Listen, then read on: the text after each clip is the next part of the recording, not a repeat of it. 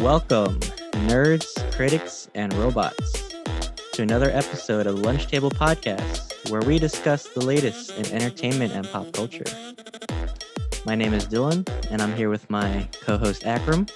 Hey, everybody. Today, we'll be kicking off our episode with a review of Love, Death, and Robots, Volume 2, followed by our favorite underrated superhero movies. Please note there will be spoilers ahead, so if we spoiled something for you, you probably skipped this intro. All right, Akram, you want to start with any latest nerd news? There were 2 game reveal trailers that showed dates, and I know you got a tasty bit of information later on. But so Dying Light 2 that everyone has been waiting for. It's coming out in December. And we also see Far Cry 6, which comes out in October. Very exciting news for Dying Light fans. I never got into it, but I'm thinking I'm going to get into it now. I pre-ordered the Ultimate Edition for that, so let's see how it goes. And in Far Cry 6, I love the franchise. It's a guilty pleasure for me. Even some of those renditions are not up to par, but still, that's okay. Funny that you mentioned Far Cry because I have a later point regarding that. But Are you serious? Okay. I just heard Aaron Taylor Johnson just got casted as Kraven the Hunter. Right. That's interesting. I don't know if it's the Spider-Man 3 movie. No, it's not. I wish it was. Well, no, I don't wish it was because I'll get mad that he's not still as Quicksilver. It's their own take. It's like that Venom verse. I don't know if he's going to be inside the Venom verse. Really? But yeah, because you got Morbius, so it's a Kraven the Hunter film. Okay, see, that makes a lot more sense to me now because I was wondering why they were double casting. Well, they did that with Gemma Chan and the Eternals, you know what I mean? And so did they? She was Minerva, and then now she's one of the Eternals. Minerva in Captain Marvel. She was one Captain of the Kree. She was a Kree sniper. Yeah. Okay, all right, yeah. Because usually you don't see too much double casting in MCU. It'll be awkward.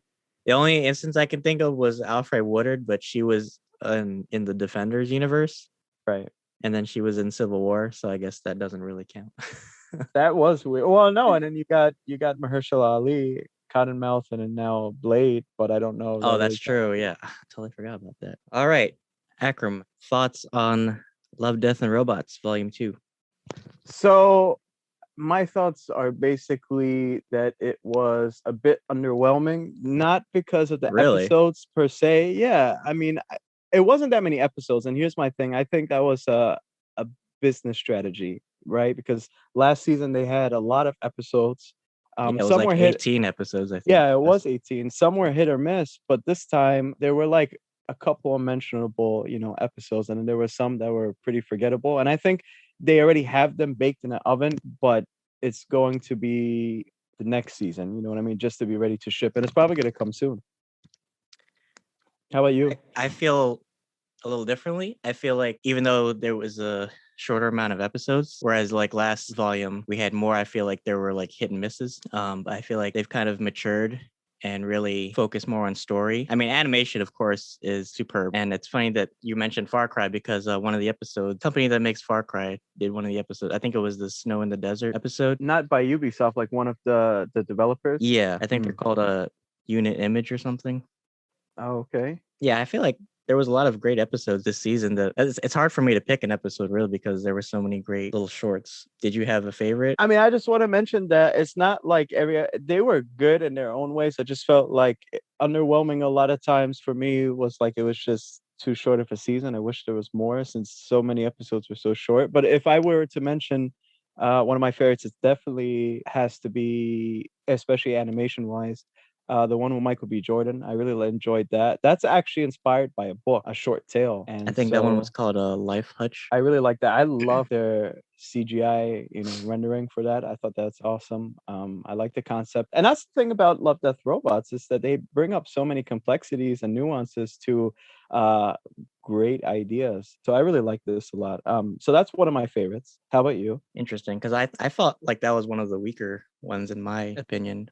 Yeah, the thing is, I just like the CGI a lot, and I like the concept from like just the overall artwork. Yeah, for me, you know what I mean. I mean, like the animation was obviously like one of the superior traits about it, but I feel like story wise, it kind of missed. I did like how the conflict resolved. I just feel like compared to like the other ones like Pop Squad or Snow in the Desert, I feel like the story was a bit underwhelming. Yeah, of course. I mean, it's just him trying to survive from a robot, you know. Hmm. So it's not much to it. I definitely and some episodes I think were shorter or longer than others, but they Yeah. did that last season too. Pop Squad definitely. Just seeing that mix of dystopian and utopian kind of society. The intro is like really dark. It's really dark. I like the animation from that as well. Right. Yeah. Yeah, I like the concepts they got going on there. I love the cyber noir theme going on. Yeah. And the ending really hit with me because you see that it's such a quick episode, but it's such a good progression of character from him in the beginning, just taking on the role of an executioner and then coming to his humanity at the end. Yeah, and it's Nolan North too. He gave a great performance. Definitely. So I like that episode too. I didn't want to pick that episode first because that was gonna actually be probably one of my first. And then Snow in the Desert. That's a really I just like the designs, man. I just like what they got going on with this series. I know. Everyone is like so great artistically and aesthetically, just like even like the weaker episodes, like I said, like Life Hutch, just like the design of it.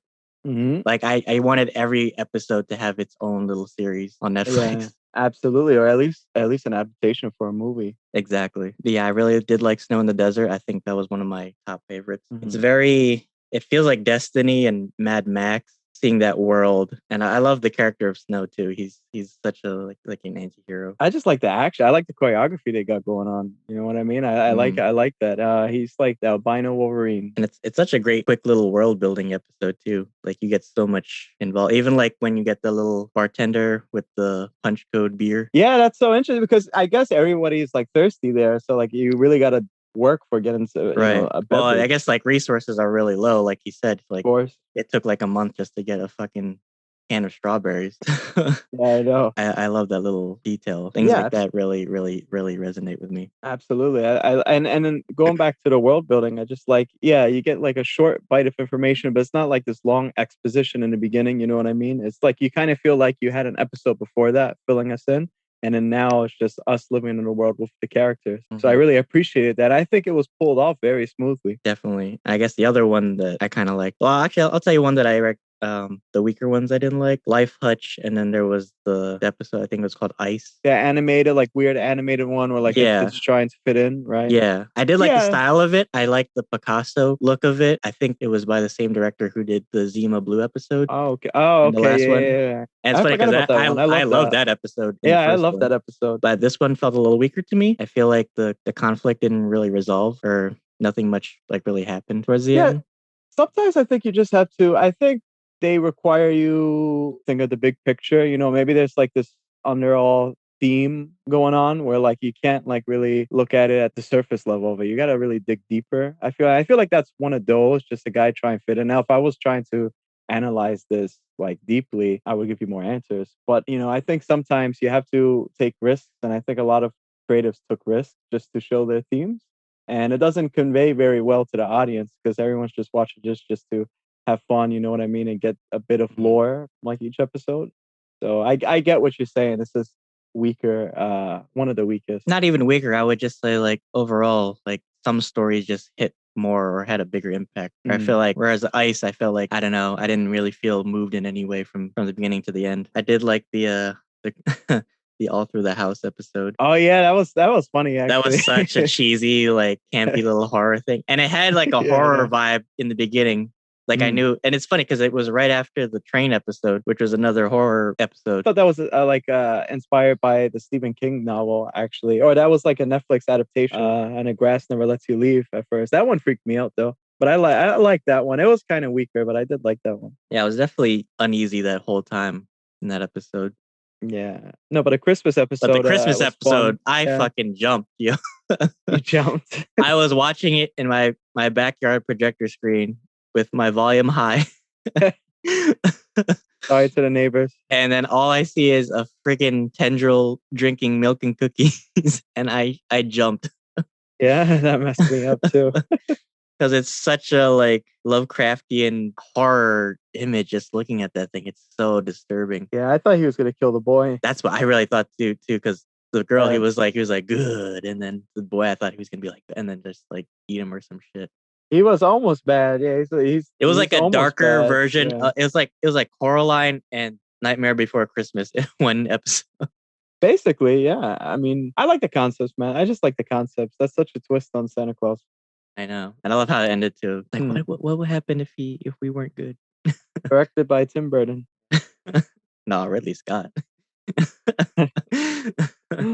I feel like the overall theme of this season was maybe was it survival or living a full life? It could be both, honestly. I feel like a lot of these characters have to make really hard choices. Like in Pop Squad, it's like, do I choose to live forever or do I choose to live in a humane society? I guess. Yeah, no, I completely agree with you. I'd say the same. I'd say it'll be more complicated going into like certain episodes, like the giant. You know what I mean? So I wonder what the overall theme for that was. But yeah, I completely agree with you. That's a really good analysis.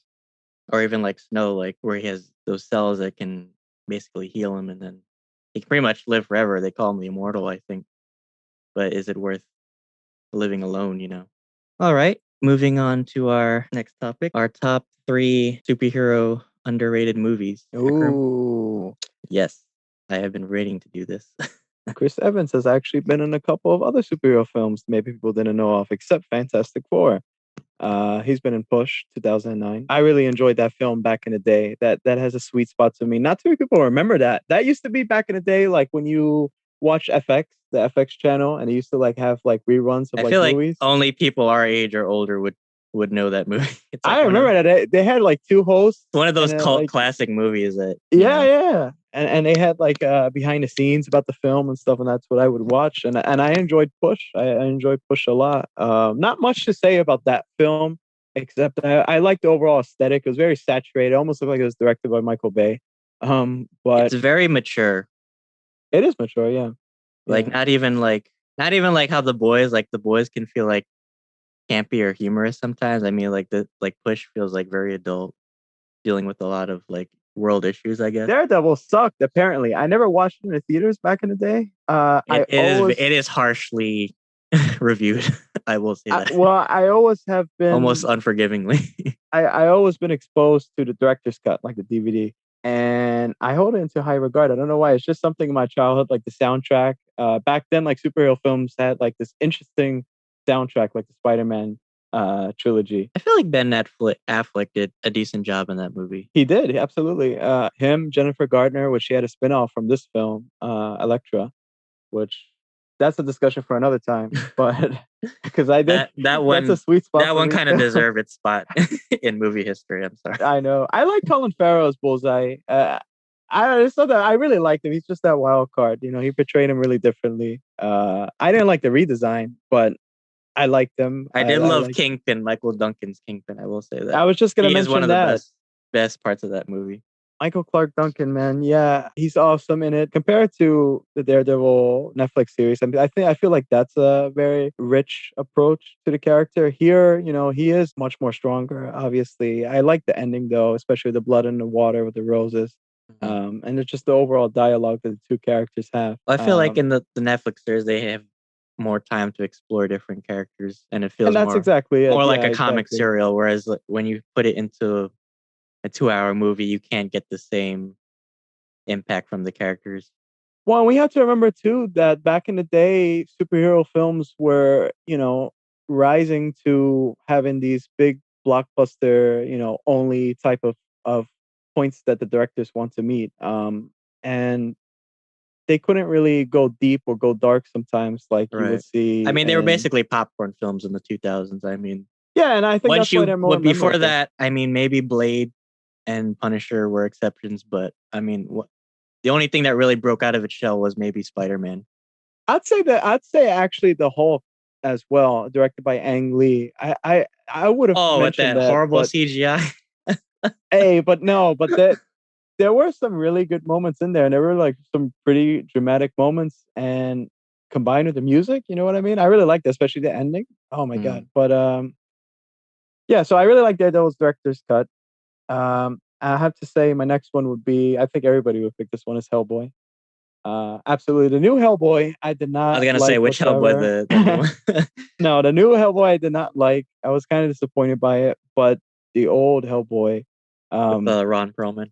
Ron Perlman, correct. Yeah. I just like the overall aesthetic. I mean, Guillermo del Toro, it reminds me a lot of Pan Lambert. You see, it's just that type of aesthetic where everything. I think he was a great choice as a director for that. Just his own twist on it. I mean, it fits so well with the comic adaptation. Yeah, I completely agree. I like what they did with the bodysuit for Ron Perlman. It's just so memorable, so iconic. It's scary too at times. Like the beginning was scary for me. So yeah, man, I just like the visuals overall. I think Guillermo del Toro like can really create these awesome visuals that will always be memorable through cinema history, especially like Pan's Labyrinth. I keep mentioning that is because it's combined with like this fairy tale esque horror and violence, and that's why I think he's perfect for Hellboy. It has like a Geiger or a Alien type of feel to it, which Yeah, I really appreciate. Just the overall set. Even if people didn't like the movie, they have to give credit to the visuals and just the way that it was portrayed. man, screw the haters. If it's on FX 24/7 back in the day and still on FX, screw the haters. It means something. That's how you know you've made it as a cult classic when you get to FX. That's it. That's it. Exactly. or Spike. All right, so kicking off with my top three, I'm gonna start with 2006's V for Vendetta, Yes. which was starring Hugo Weaving, Natalie Portman, John Hurt, and Stephen Rea. Perfect. Love the adaptation. It's like one of those movies, like when I watched the trailer, it was so different from what I actually saw. Because when I watched the trailer in the beginning, it definitely looked like a comic book movie. Right. And then when you watch it, it becomes a dystopian drama. And I love that so much. I completely agree with you.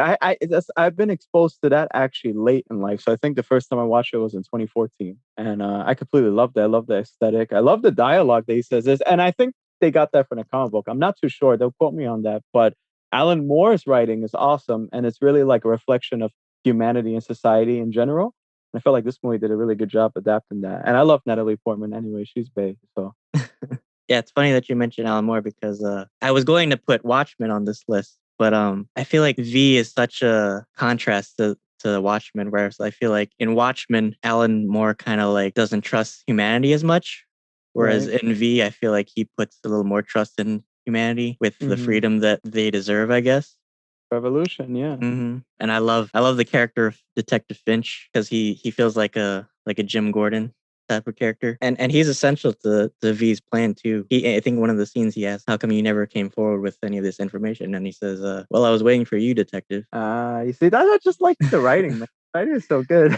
I know, it's so smooth. Everything is such an allegory. It's really artistic. You know, some films are like you say popcorn flicks, but this is really artistic. I think it's very memorable. More so, V for Vendetta is more memorable because of the film. I'd say. Even got those hackers wearing the foam mask. So the anonymous guys. I didn't want to mention that because I didn't want them to hack us, but yeah, they're gonna come for us now. They're gonna leak all my nudes. Oh boy. I even love that little domino scene too. You can tell that took a hell of a long time to set up. Yeah, I watch that movie like every 5th of November. Like that song too that plays. Right. That's my favorite scene. So my second choice, which I feel like only a few people would know this movie, The League of Extraordinary Gentlemen, which came out in 2003. Yes, say the acronym. Also known as LXG. Okay, I thought he mentioned that to me earlier, and I thought that was the actual film, Alex G, and I was so confused. But anyways, I love that movie. Who the fuck is Alex G? Yeah. This movie stars Sean Connery, Shane West, Peter Wilson, Stuart Townsend, Tony Curran. A lot of great ensemble cast, actually. The premise is basically literary characters in an Avengers style movie, which I love the concept. I remember, I can't tell if I was young when I saw this movie. So it was like one of those movies that my mom might have rented from Blockbuster. Oh wow! And I remember seeing it in the theater. Oh, you saw it in the theater? Yeah, I remember those were good times. Yeah. I might have saw it like on DVD or VHS or whatever, but I loved it. Dr. Jekyll is definitely the Hulk. He's crazy. No, but I felt like at the time the CGI, and I think it kind of still holds up for like certain things. You know what I mean? Like I felt like I mean, he was scary at the time for me, I think at Dr. least. Jekyll is a great visual effect. Doesn't look cheesy. Hey, it was on FX plenty of times, so it gets a I mean, A rating for me. if you compare him to the Dr. Jekyll and Van Helsing with that weird ass CGI Yeah, so where let's he's, not go there. when he's eating the cigar. Somebody was gonna mention that on this list, Yeah, I know, right? but I love this movie a lot. A lot of the characters hit hard, and the action scenes are phenomenal. If you're into literature or just like dark films, this is definitely a movie worth watching. Very critically underrated, and I think they were even planning a sequel to it, but well, it just that just that never aired. cliffhanger at the end, anyway, with that cross rumbling, the grave Oh just yeah. rumbling in the dirt. There's a huge cliffhanger, and I've been waiting now for all these years, Hmm. so I I can't would go love a up sequel. anymore. I know. Yeah, I Well, grew I up mean, too obviously they soon. can't now because of Sean Connery, of course, passed away. Rest in peace. But Yeah, um, and I love the villain. I won't spoil it, but I do love the choice of villain that they use. It just makes sense for that kind of very, movie. yeah, very interesting villain. Uh, very interesting death. I'm gonna spoil that because it's been so many years. I So know. if you haven't gone to FX, your life is screwed. Basically, you should have watched that movie by now. Uh, I feel like it's somewhere deeply buried in Amazon Prime or Hulu. Well, yeah, I like the car too. That was an interesting Oh, concept. Do you remember that? like Captain Nemo. I everything of Captain Nemo's I love. I'm sorry, he is the original uh Elon Musk. He inspired like prestige Call of Duty skins for weapons. Even like the way he fights with the swords is badass. Yeah, I would trust them certainly in The Walking Dead. Right, he's probably the first guy you want to go to. Yeah, absolutely. I just like the costuming too for everybody. I think it's really good. Yeah, I love the wardrobe, love the different and the actors themselves are great choices like Dorian Gray and Mina. And then my final choice, which is probably a better known, and I'm glad that it has reached cult classic status, is 2008's Jumper, which stars Hayden Christensen, my boy Anakin, Rachel Bilson, Jamie Bell, and Samuel motherfucking L. Jackson. I love that movie. I like the soundtrack for that movie too. I wish I had his powers. Well, it's so weird because 2008 was such a hit for comic book and superhero movies. I mean, you had The Dark Knight, you had the first Iron Man, Incredible Hulk, Hancock, so many good movies, and then Hellboy 2 even I think came out that year too. And then this movie feels very I don't know, it's just something that resonates when you rewatch it. Right. It doesn't feel overhyped like a Marvel movie, but it still has that same kind of action feel to it. You can tell that they picked Samuel L. Jackson for Nick Fury after this movie. Just because his mannerisms and the way that he acts in this movie. Right. It's very reminiscent. Even the wardrobe kind There of. will always be consequences. Basically, yeah. I feel like he made a mistake in this movie, and then he decided to work for Shield. Right. But then Captain Marvel retcons it. He ditched the white hair and just took an eye patch. It's funny because Jamie Bell looks so much like Tom Holland in this movie. Yeah, I agree. I agree with that. I Just really like his character too. I feel like I was watching like Spider-Man Homecoming or something. Probably. It's a multiverse. But I love Jamie Bell. I think he was even in that one movie with Chris Evans. Was it Snowpiercer? Yeah. Yeah. My favorite films. Yeah. He's in a lot of great movies. I love him. And it's funny because I always laugh every time Hayden Christensen's character teleports or jumps to Egypt because it's just full of sand. Isn't that the irony? Just the last place you would think to go. The irony, yeah. I really enjoy that film. It also is an important film, I guess, to a certain extent. I mean, it has a subsequent spin-off, which is Impulse on YouTube, Red. So you could check that out. Which is not as good, obviously, but it's kind of separated from the original Jumper movie. But there are some mentions of Hayden Christensen's character.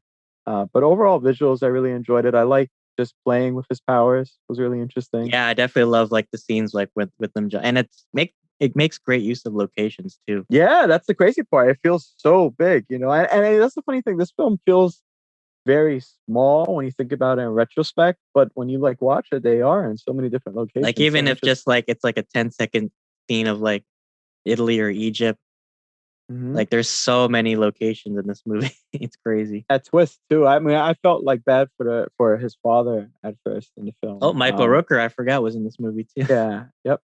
But that twist later on, kind of shook me. And that's the thing; they keep putting all these twists in these like early 2000 films, but we never see anything come to light. I didn't like the subplot with the mom, though. I feel like that was a bit rushed.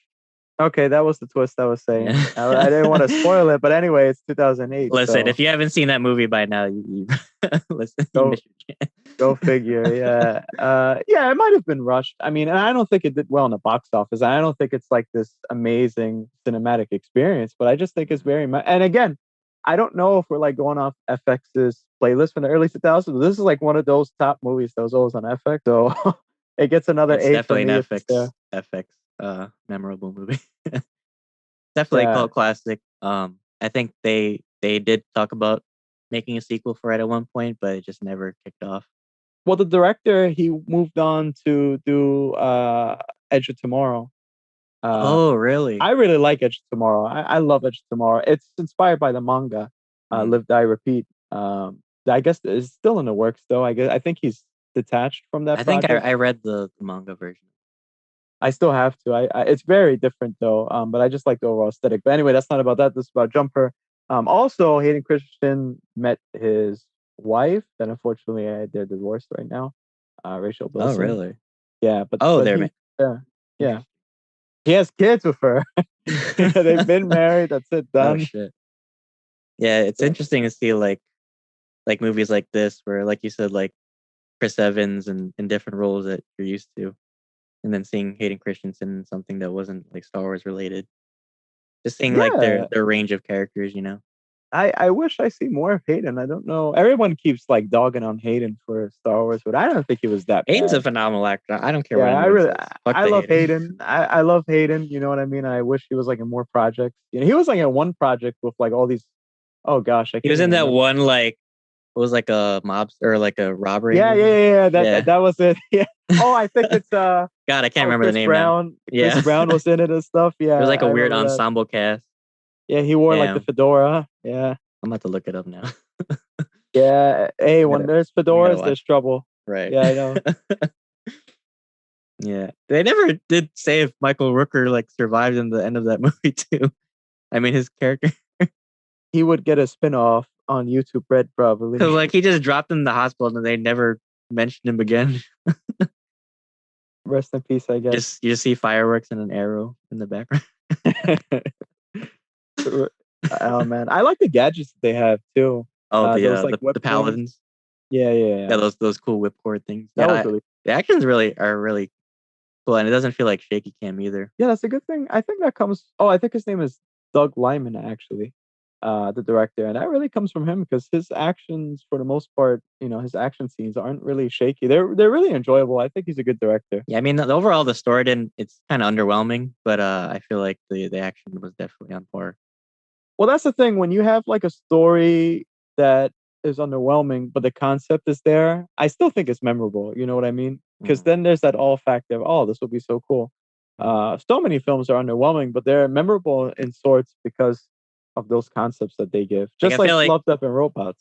It's like Jumper for me is like the opposite of V for Vendetta, but in a good way. Like whereas V is mostly story, it's kind of underwhelming in action, but Jumper I feel like is the exact opposite. Yeah, I completely agree. Did you have an honorable mention? Well, my honorable mention. It's so hard. There's so many good ones out there. Yeah. We really did research for this, guys. So if we didn't mention your favorite movie, then we might eventually. So my honorable mention will be X-Men, and it's not underwhelming as a franchise, but hear me out. There are films that became underwhelming, and it kind of, since the Fox acquisition with Disney, it kind of went out on a whimper with X-Men Dark Phoenix. But you have to admit that the original X-Men films were the OGs. And I think that I feel like the newer ones just overshadow what the originals were. Yeah, they absolutely do. They took the light away from them. I think it was good all the way to X-Men Days of Future Past. That's like one of my favorite X-Men films, especially the road cut. But the OGs. I mean, of course, there was that one with Brett Ratner, X3, The Last Stand. That wasn't good I whatsoever. feel like But after X3, all the X-Men movie just became about like, power and destruction and, big explosions and shit. Whereas, well, still my favorite is X-Men Days of Future Past. I think a lot of people oh will agree yeah, that's a really I good still film. love Days of Future Past, but I feel like all the other ones like Apocalypse and Dark Phoenix, they lost touch. Yeah. They lost touch of what the originals were, which was essentially just a fight for equal rights, I guess. Right. They went too hard into the cliche of like, oh, big blockbuster Marvel film. They tried too hard, you know what I mean? I wish that they had like at least something reminiscent to the comics and the original films. They were just like black leather biker suits. But it's still the OG, and we wouldn't have Hugh Jackman in such a memorable role. But again, the reason why I picked this one is it is overshadowed by the newest, films. So we'll see what the future holds. I mean, again, my favorite X-Men movie would be Logan, then X-Men Days of Future Past, and then X1 and X2. But that's why I think it became or actually underrated, you know. X2 Especially with, is definitely the superior for me.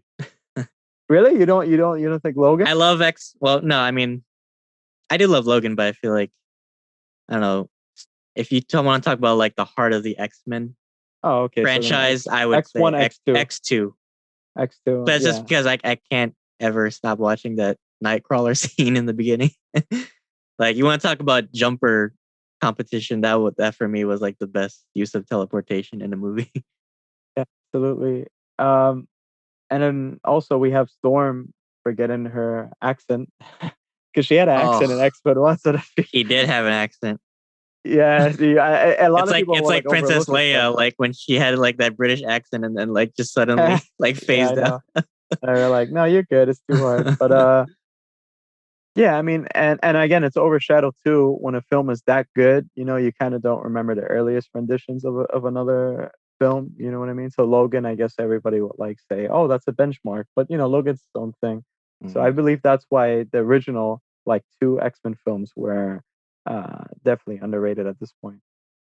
definitely. Well, I guess for my honorable mention would have to be the Punisher movie with Thomas Jane. One of my favorites. Very, Absolutely. very cult classic. That and Blade were probably like the start of what Marvel became. A lot of Yes. people say Spider-Man 1 was the start, but I feel like the darker Marvel Knights Mhm. definitely kicked it off. And I love Thomas Jane as an actor. I mean, he's not in too many things now, but I think he did a great portrayal of more Frank Castle than the Punisher. I feel Mhm. like if you want to talk about like the Punisher, I feel like John Bernthal is more of the Punisher, whereas Tom Jane kind of captures the essence of what Frank Castle was, which is a broken man. That's what I like Um, so much about it. Yeah, absolutely. and it feels like you're watching like a spaghetti western of like Yeah. revenge. Like Yeah. even the opening titles, I love that soundtrack. Doo-doo-doo. I love that too. I know. And just watching like the visuals of like the smoke turn into the skull. Yeah. Yep. And So many memorable quotes there too. Uh she took the and train. yeah, you were gonna say that. Or God's gonna sit this one out. I thought that was so badass. I love that scene. That shirt, too, believe it or not, that shirt back in the day was so hard to find. Oh, I this was one. like, well, yeah, yeah, but back in the day, it was extremely difficult to find. In a way, that's a kind of redesign. I mean, that logo has become so iconic, and it's used in the military too. It's used by Yeah, definitely Marines and police. yeah, absolutely. Which is kind of a perversion, I think, because I think even the original creator of Punisher even said like it's kind of like not what Punisher is meant to stand for, I guess. Well, yeah, well, more so, I guess, with the police. But then, if we were going political, but nevertheless, I still think that in a way, that's become so iconic just because the film. You know what I mean? I think Hmm. that's the main point. It's like it has that factor to be so iconic and stand out, for a long time. And the action too. The beginning when his family dies, Hmm. that's memorable. Yeah, Um, great action scene. The one with the Russian fight. oh And yeah, you hear the that's the opera most music in the memorable. background. That's when he's his most vulnerable too, because he wasn't expecting it. It's funny thing, like he wasn't expecting it, and then he became like invulnerable when he went into his apartment. But the Russian just like said nope, and then he stopped. Yeah. Oh yeah, and then like when he like kicked him down the steps, or like they both flew down the steps, I was like, Oh how yeah, did they film that? You know what I mean? It's just like so dangerous to it's just make a so stunt out of it. raunchy and just like raw and just like the fights. I love it. Absolutely, yeah. Oh, John Travolta too. I love John Oh Travolta's yeah, the supporting character. cast is amazing. Yeah, he has such a swagger to him. I know. Even like I feel like the weaker parts was the love interest. Oh, well, that was like, I guess that was just trying to show him that his humanity doesn't have to die. There's still people that could still care for him after the event that passed. Um, it was weaker. It was just like, just thrown in there. But I didn't think that it brought it down in any way. You know what I mean? It didn't go, fully Hmm. through. And he had other people to care for as well. You know what I mean? In that apartment. I think for that, I guess the apartment residents were like to show like the people that he fights for, because Yeah. in the comics he stands up for the little guy more than most of the other Marvel heroes, I guess. Yep. 'Cause he's such a surface uh level hero or street Right. hero. And we He can't. he doesn't just kill criminals just because he feels like he feels it, because he kills criminals because at the end of the day he feels that other people have been disadvantaged by crime, and he tries to do what he can for other people, I guess. Yeah, I mean, I wish the show kind of got more into that. You know what I mean? The show, well, John Bernthal, as the Punisher was a monster. You know what I mean? Especially his voice, Yeah. like that. But where this is like more somber, more depressing, and you can Mhm. see that from Thomas Jane's portrayal. Another thing to note is I love Bobby Black's song. You Oh, know, the Henry Heck. okay, yeah. His name's Bobby Black, and he's a great artist. I'm trying to learn that song right now on the guitar, actually. I love that song. I'm gonna sing in your funeral. I'm singing at your funeral. It's just such a cool style. I don't like, and that's the thing with like the original superhero films back in the day.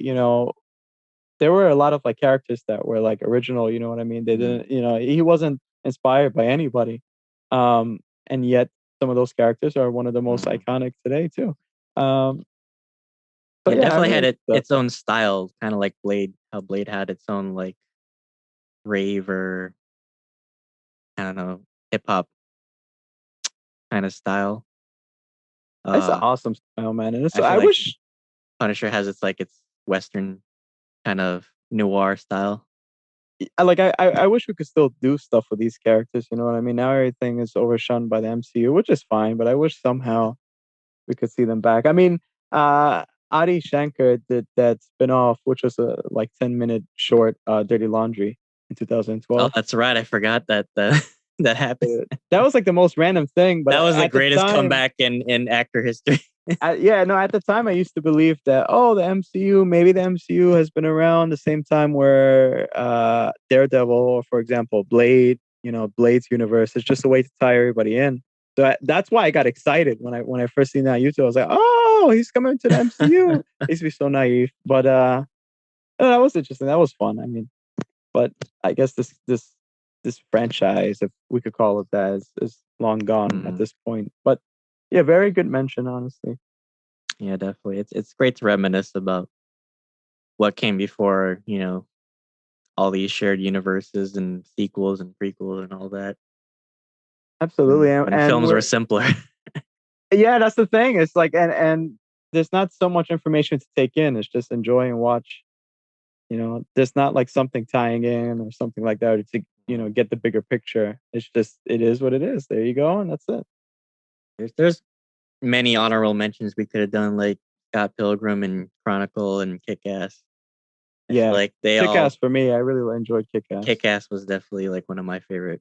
But they all deserve an honorable mention. I mean, and for you guys to know, we'll do a couple of other episodes in the future, mentioning different things like games or more films, TV shows, which will probably be like a 6-hour long dissertation. We're gonna get our doctorates after this, right?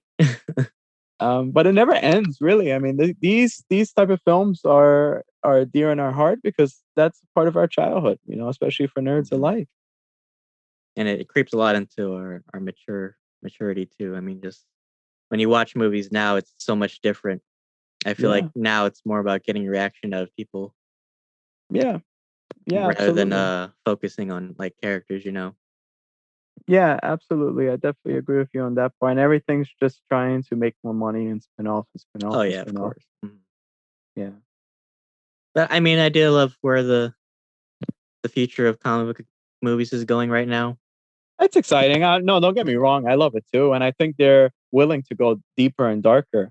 You know what I mean? I'm just saying back then there's something about that, you know. It feels more like now, like people are focusing more on what the comics have done, whereas back then it felt like more what the director's decisions were. Yep. Which is not bad, because I feel like when you get different variations of a character, you can kind of see more of them. You know what I mean? Yeah, I mean, even with the Defender series, like it was close to the comics, but I feel like when you watch Ben Affleck and Charlie Cox's versions of Matt Murdock, right? I mean, stark contrast. I mean, obviously Ben plays the hero better, whereas Charlie is definitely the better lawyer. You know what I mean? Yeah, absolutely. Or you could say, or Ben is the better lawyer and Charlie is the better boxer. Well, look, Ben at least got to play Batman too, which is one of my favorite characters. And that's another thing now. It's like everybody is like double casting now. You had J. Jonah Jameson is now playing Jim Gordon now, and you get double casted, and you get double casted. Everybody gets double casted. You got Green Goblin he was in that Aquaman movie, right? I forget the name of him. He was in Aquaman. Vocal, right? Thank you. Yeah. So weird now, just seeing like characters you know so well play different. Godspeed, Aquaman. Oh, the trident that pierced his body. He spoke too slow. I still remember that. And they had a blooper where they were making fun of him because he was speaking so slow. He just became Zemo's butler. Hey, you never know. Maybe he was double casted. Yeah. Oh my God. Bring Terrence Howard back somehow. Thank you. Maybe next time. Yeah. They should put that at the end of a Marvel film. Maybe next time. I also love how they introduced Brody in the second Iron Man. Like, I'm here. Let's just deal with it. Right. That was too good. Yeah. That's how I felt. I didn't really mind that much, to be honest. Well, that's all the time we have for today. Stay tuned for our next episode. Very special episode, our first predictions episode, and we're going to cover none other than E3 and Summer's Game Fest. So stick with us, and you guys are going to enjoy it. Thank you to all our listeners for another episode of Lunch Table Podcast. We are on Anchor, Spotify, Google Play. All our socials will be in the description below. Well, everyone, that's all the time we have for today. If you're not already subscribed and following us, please do. We are on Spotify, Anchor, all over.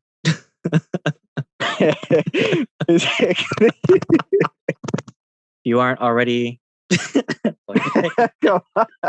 I'm going to let you just take that part because I obviously have no self-control. Go ahead, make yourself a coffee downstairs. Make a coffee, watch a TV show, come back. All right, so if you guys want to follow us, we have many. Okay, hold on, I fucked up. Man, I don't know what the fuck this.